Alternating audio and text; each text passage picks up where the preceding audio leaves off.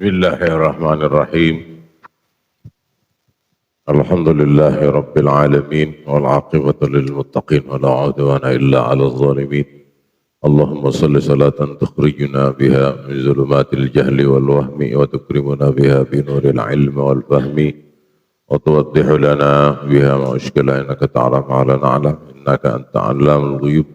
Subhanaka la 'ilma lana illa ma 'allamtana innaka antal alimul hakim. ولا حول ولا قوة إلا بالله العلي العظيم. قال شيخ المؤلف رحمه الله تعالى ونفعنا به وبركة علومه وبكم في دارين آمين.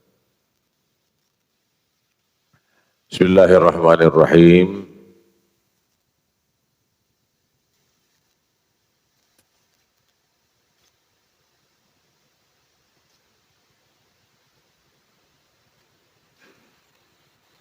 Wa kana sababu ittisa'il fikih huwa ma ja'a bihi fi sunnatin nabawiyyah min al-hadits al-katsirah fi babin min al-abwab kana muktasiban bi sifati diniyah hallan wa hurmatan wa yabtariku al-lughah fi al-qanun al-mad'i bi anna kulla fi'lin aw tasarrufin madaniyin fil muamalat yattasif bi wujuh fitratil halal wal haram wa yuaddi ila tisabil ahkamil muamalat wa fasaini ahduha dunyawi yubna ala zahiril fi'li aw at-tasarruf wa la alaqat lahu bil amri al-mustatir al-baqi ila akhirih.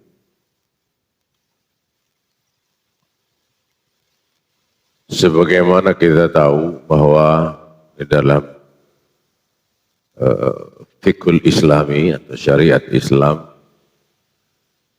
ahkamun yatata'allaku baina al-ibad wa rabbih. Ada hukum-hukum yang berkaitan atau bergantungan dengan urusan kita manusia kepada Allah Subhanahu wa taala. Urusan kita, urusan manusia, urusan orang hidup kepada Allah Subhanahu wa taala.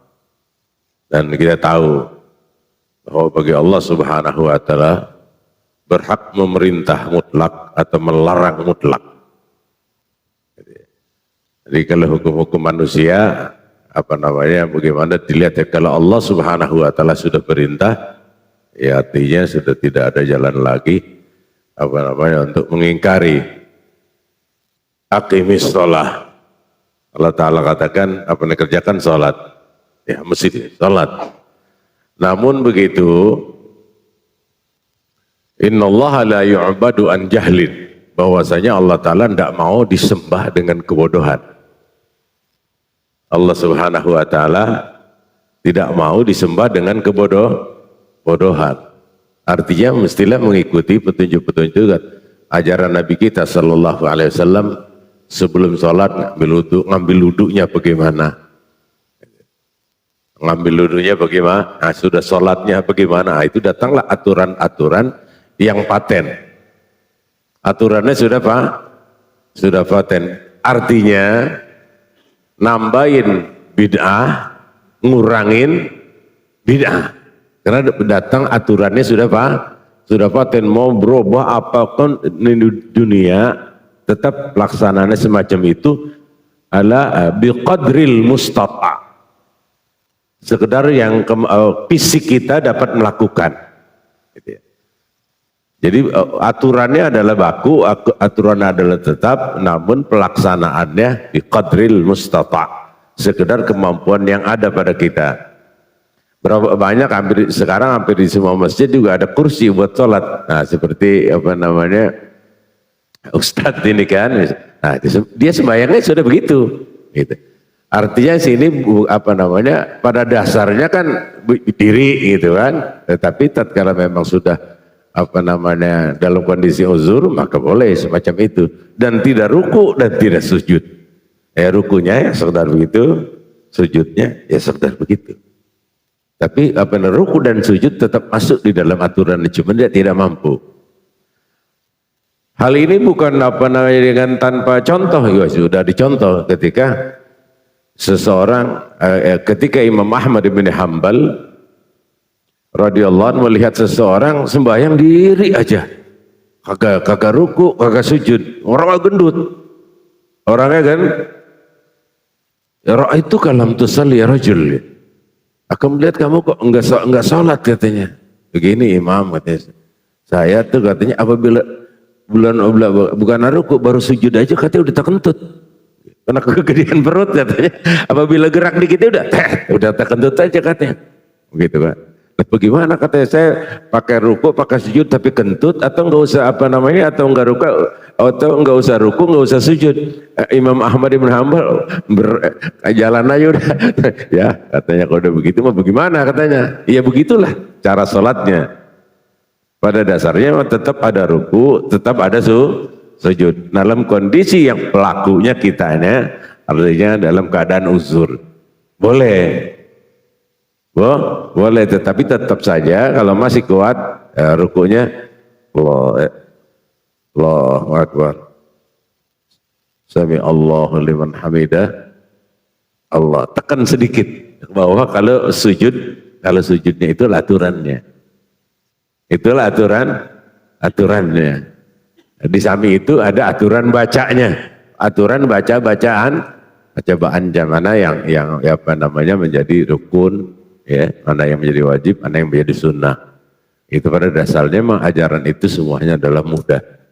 Maka secara syariat Islam mabniun alal yusri, aturan-aturan fikih, aturan-aturan ibadah dan lain sebagainya mabniun alal yusri. Pada dasarnya adalah gampang. Itu urusan gampang, tidak sulit. Itu yang paling agak ketat masalah urusan innallaha la yu'badu an jahlin, bahwasanya Allah SWT tidak mau disembah dengan kebodohan. Pertama adalah urusan ubudiyah, urusan ibadat, sholat. Ada ubudiyah ya paling setahun sekali, sebulan puasa, gitu kan. Definisi awalnya adalah tarkul akli jami'an nahar. Pokoknya yang penting malamnya niat, mulai subuh gitu kan, mulai sebelum subuh sampai maghrib nggak makan, udah. Rapihnya bagaimana kan itu? Intinya semacam itu. Jadi nggak terlalu berat. Nggak terlalu berat. Itu pun masih banyak sekali kemudahan. Masih banyak kemudahan dalam arti apa? Waduh, saya kerjanya berat banget. Kerjanya berat panas, kerjanya di atas gitu kan. Oh ya, nggak apa-apa, nggak puasa. Nggak apa-apa, tetap dengan niat azam. Kalau ada waktunya nanti dalam perjalanan 1 tahun, apakah itu cash gitu 1 bulan puasa ataupun sebulan 2 kali, sebulan 2 kali, nggak ada masalah. Jadi nggak ketat gitu ya. Tatkala memang kita ada kerjaan yang berat atau harus tiap hari dari sini ke Cikampek naik motor gitu kan, berat kan, berat, maka boleh dia tidak puasa, artinya ringan, urusannya ringan. Terus yang kemudian haji gitu, haji, ya ada panggilan, ada rezeki, ya pergi haji, enggak dituntut.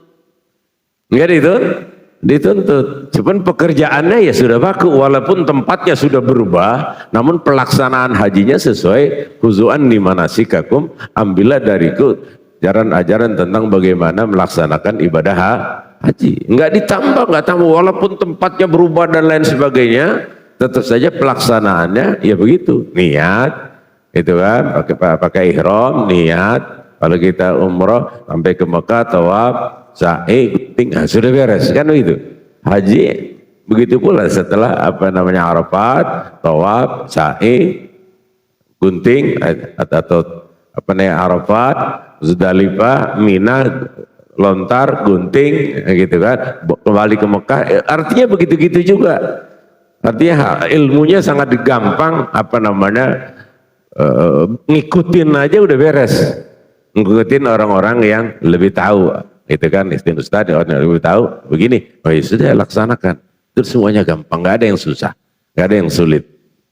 Itu di dalam apa namanya bima yata'allaq bainal ibadi wa rabbih, antara kita dengan Allah Subhanahu wa taala. Cuman ingat, innallaha la yu'badu an jahlin, sesungguhnya Allah Subhanahu wa taala tidak mau disembah dengan kebodohan. Itu baru kajiannya agak lama. Begitu, kita mesti tahu betul bahwasanya begitu Allahu Akbar yang kita hadapin siapa? Nah, itu yang agak sedikit berat. Allah yang kita hadapin siapa? Allah Subhanahu wa taala. Siapa itu Allah? Nah, itu baru kajian bagaimana namanya kajian tauhid. Kajian tauhid.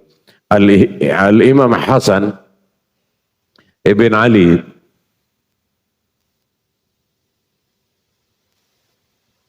Inama arada as-salat isfarra wajhu. Ketika mau habis ambil wudu aja, begitu ngambil wudu, kelihatan mukanya pucat, kuning warnanya. Mali araka hakasa. Kenapa Pak? Katanya, saya lihat bapaknya apabila ambil wudu mau sembahyang kelihatan kuning mukanya. Apa dijawabnya? Baina yadiman akum, saudara. Setelah ini saya akan menghadap siapa? Nah, ketika udah wudu, udah siap pakai baju, udah apa? Ingin sholat menghadap siapa? Coba aja gitu kan. Artinya akan menghadap Allah. Nah di sini omongannya yang agak berat. Kenapa? Kita di dalam sholat malah sungguh segala hal-hal yang brengsek keingetan. Sholat bukan huduruka an ghaibin, gitu kan ya. Jadi sholat ini bukan kita malah lenyap, malah lenyap kagak mikirin kita sholat. Bahkan begitu Allah Akbar, keingatan utang, keingatan apa. Kenapa? Allah Ta'ala tidak hadir di situ. Salat kita, jasad kita di sejadah, namun hati kita di pasar. Masih begitu nggak kira-kira? Kita salat di sejadah, tetapi hati kita masih ada di pasar. Mengembalikannya untuk sampai tetap di situ selama beberapa menit, waduh itu berat banget. Maka ketika Allah biar masuk, kalaunya pemancar itu, kalaunya radio itu biar masuk dulu. Jangan Allahu Akbar, kagak belum masuk toh. Belum masuk kita ini, apalagi kalaunya radio baterainya udah soak. Belum sampai Allah, biar masuk dulu. Baru itu. Nah permasalahan ini itu intinya. Maka lebih banyak ilmunya, lebih berat permasalahan ibadat. Itu kan, sholli fa innaka lam tusalli. Beberapa kali Nabi kita memberikan teguran kepada orang yang sholat tapi belum sholat, kamu belum sholat. Namanya al-musi'u sholatuhu, yang sholatnya masih rusak. Itu kan, maka untuk itu pelajaran masalah atau pengajian masalah ubudiyah tetap terus harus disampaikan agar kita na'budu rabbana an bayyinah, kita menghamba, kita salat, kita ibadah kepada Allah Subhanahu wa taala udah jelas masalahnya. Udah jelas masalahnya. Belum lagi masalah-masalah khilafiyah yang terjadi di antara a'immah yang notabene bagi orang awam itu tidak dipentingkan. Yang penting kita lihat contoh kepada orang yang memberikan ajaran kepada kita. Ala kulli muslimin lam yablugh darajatan nazar fi adillatil ahkamil far'iyyah.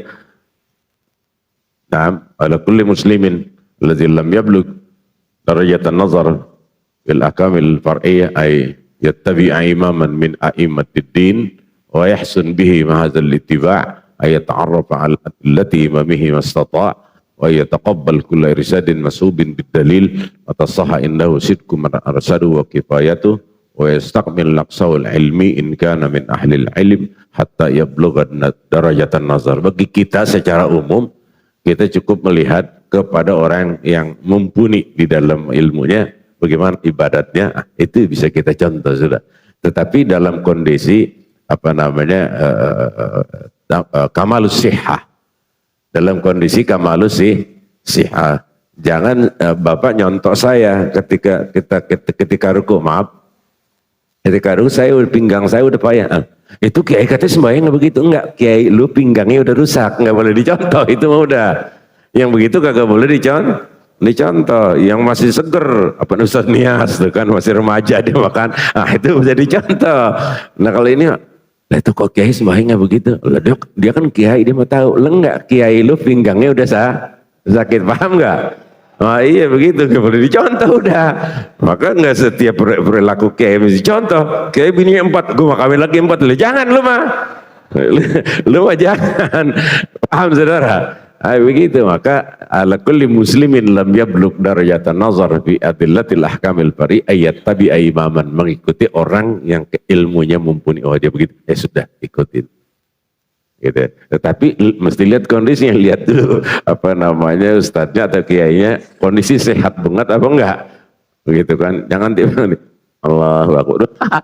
Saya sembahyang di Banten, imamnya udah tua banget, masya Allah Rabbi, baca Fatihahnya aja kali ya, ada berapa menit, Alhamdulillah ya Rabbil Alamin, gudeng gak kita? Lo kebukatan lama.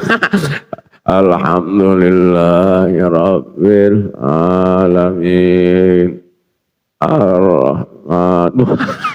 Wallahualam. Ada bawa kita nggak biasa, maka ya sayugianya itu aki-aki ya berhenti, suruh yang mudaan apa yang gagahan kan itu ya. Itu artinya kesadaran individu. Itu bukan Islam yang salah, itu kesadaran individu yang sudah nggak ada. Itu maka tatkala apa namanya kita sudah mulai sakit pinggang, apa ada ustadz yang mudah nih, udah ustadz yang mudah yang apa namanya yang imam, jangan masih dia aja yang udah pinggangnya udah mau tes, yang pinggangnya udah mau potes, itulah gitu. Ala kulli muslimin lam yablugh darajatan nazar bi adillatil ahkamil fari ayat tabi imaman mimmatin wa yahsun bihi, maka walaupun demikian tetap saja harus kita memperbaiki cara kita ibadat dengan Allah Subhanahu wa taala. Dan itu apalagi saudara kita sudah terlalu jauh masanya. Orang-orang di zaman Imam Syafi'i saja, artinya kan baru 150 tahun, artinya masih anget dari zaman Nabi. Nah itu sudah apa namanya, banyak yang cara wudunya ngawur gitu, cara sembahyangnya juga ngawur gitu kan. Nah, maka tetaplah urusan ubudiyah ini tetap terus dikaji, terus bagaimana wudhu yang bagus, bagaimana sholat yang bagus, bagaimana ruku yang bagus, bagaimana sujud yang bagus, agar apa namanya ibadat kita akhir-akhir daripada umur kita, kita dalam segi ibadat yang sudah cakep, kita punya ibadat. Ya.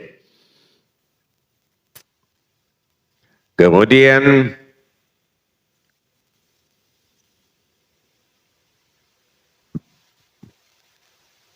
wasani ahkam ukhrawi, hukum-hukum akhirat.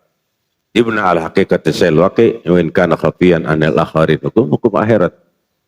Hukum-hukum akhirat yang datang perintahnya begitu ya sudah, yang datang perintahnya begitu ya sudah. Karena tidak apa namanya al-amir al-mutlaq wallahu azza wa jalla. Artinya yang merintahkan secara mutlak adalah Allah Subhanahu wa taala. Kalau kerjain ya bagus, dapat pahala. Enggak ya, ancamannya bukan dari RT, bukan dari RW. Ancamannya dari Allah Subhanahu wa taala. Kemudian al-ahkam bima yata'allaq bainal ibad. Ini apa namanya yang rada rumit. Hukum-hukum yang menyangkut masalah antara kita dengan kita, antara manusia dengan manusia. Ya kan, masalah dagang, masalah bertetangga, masalah batian. Jangan kita berantem sama tetangga gara-gara air masuk rumah kita dari hujan. Air karakternya adalah lari kepada tempat yang lebih rendah.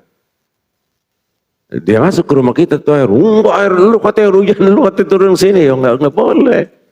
Itu kan, Bogor belum pernah ngirimin air banjir, emang airnya miring ke Jakarta, mau kagak mau lari kemana tuh? Ada ke Jakarta, kita nyalain masyarakat Bogor itu yang banjir apa tuh, kiriman katanya kan, enggak. Ada ketentuannya, bangun rumah apa namanya, itu baru belum begitu berat gitu kan. Tetapi ada yang lebih berat lagi, ya kitabun nikah, kitabun nikah. Ini Ustaz Nias ini mah bidangnya. Artinya hukum-hukum yang menyangkut masalah, bukan masalah nikah doang kan, bukan masalah nikah doang. Artinya apa? Hukum-hukum yang berkait di situ. Iya, udah apa namanya kalau sudah jadi. Udah aja, walaupun kata Ustaz Nias nikahnya nikah siri. Namun kita begitu habis nikah pada 2-3 bulan kitanya mati, kitanya meninggal. Lah itu bini kita meninggal kan, kita banyak punya mobil 3, punya kontrakan 11. Ustaz Nias, lah itu tetap dapat warisan, tetap dapat warisan dalam hukum syara, nggak boleh. Nggak ada bukunya katanya. Enggak, itu sih gak punya KUA. Aturan KUA, tapi kalau aturan agama mah walaupun nggak ada surat nikah juga bini yang kedua bini ketiga tetap dapat apa tuh? Warisan. Ini kadang-kadang nggak dianin loh, dasaran dia nikahan serakah itu mah. Serakah dalam syariat mah nggak begitu. Dalam syariat mah kalau sudah qabil itu saya terima, nggak ada bedanya 4 bini kita, nggak ada bedanya dalam hukum agama. Dalam hukum agama nggak ada bedanya. Dari negara mau nggak dapat. Makanya konsekuensinya masih begitu. Maka nggak boleh terlalu gelap kalau kawin. Kalau sudah sana nggak tahu. Enggak, semuanya anak mesti tahu. Tetap bawa kita mati di sananya. Enggak udah di mana? Enggak, bukan bini bukan bini resmi. Bini resmi bapak lu zina. Enak aja. Zania paham gak Ustaz Nias nih? Lah jadi Ustaz Nias lo yang dikembang. Enggak, soalnya kan dia sama saya. Dan begitu. Itu yang mesti kita pahami. Mudah begitu. Ketika kita nikahin, konsekuensinya ya. Ini perempuan, anak siapa? Mesti jelas itu, anak siapa? Lah bapaknya ada 2 ngaku, anak saya. Dalam hal ini mesti apa namanya tes DNA. Wajib hukumnya tes DNA. Untuk apa namanya memastikan anak siapa ini. Ya memperkuat gak bisa sembarangan. Itu masalah wali. Masalah wali. Dia ngaku orang Quraisy misalnya enggak tes DNA. Bener enggak Quraisy ini? Kan begitu. Itu masalah hukumnya, oh dia akan belit ini, apalagi lagi sekarang masalah-masalah yang lagi viral kan. Haram dari mana? Ngambil hukum dari mana? Udah mah haram aja. Ada yang wajib, ada yang wajib.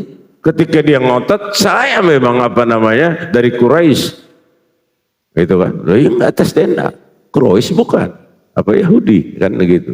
Ini permasalahan yang rada berat nih urusannya semacam itu. Bukan urusan ibadat, bukan urusan apa, tapi urusan ya ta'alaq apa namanya bainal ibad, antara manusia kita dengan perempuan, kita dengan ini, enggak apa namanya sangat perlu dalam majelis ini saya buka wawasan untuk apa namanya bisa kita menjalankan syariat ini secara kafah, karena kata Al-Quran udkhulu bisilmi kafah, masuklah ke dalam Islam dengan secara total. Oh ini terus, bukan sekedar rukuk sujud. Islam itu bukan rukuk sujud, tetapi zamilun bi nawahi al hayat. Islam ini adalah satu ajaran yang mencakup segala aspek kehidupan dari A sampai Z. Cakup segala aspek kehidupan dari A sampai Z. Itulah yang terus kita apa namanya gulirkan. Wa qawluhu man saw hazar tafriqah wallahu subhanahu wa ta'ala a'lam.